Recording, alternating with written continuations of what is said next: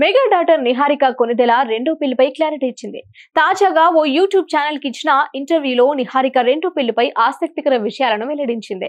కాగా రాజస్థాన్ లోని ఉదయపూర్ ప్యాలెస్ లో నిహారిక వెంకట చైతన్య పెళ్లి 5 రోజులు ఘనంగా జరిగింది. నేషనల్ వైడ్ న్యూస్ అయింది. 2 ఏళ్ల తర్వాత విడిపోయారు. విడాకులకు ఖచ్చితమైన కారణాలు మాత్రం తెలియరాలేదు.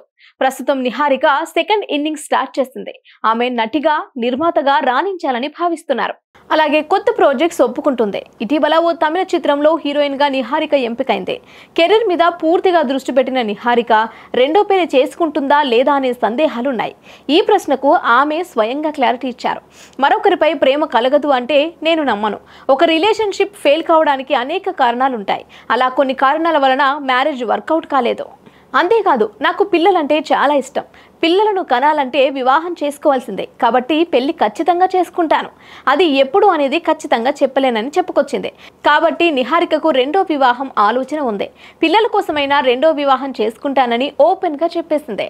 నిహారిక కామెంట్స్ వైరల్ అవుతున్నాయి. Hit TV presents like, share, comment.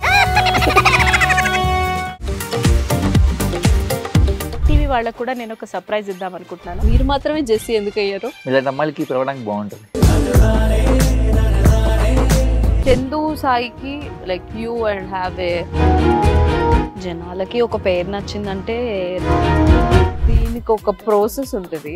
ఎందుకు ప్రాసెస్ డైరెక్ట్‌గా వెళ్ళిపోదాం. ఏదైనా ఒకటి మర్చిపోయినావా నువ్వు? మర్చిపోయినా మేడం. ఏం మర్చిపోయావు? నా గుండె.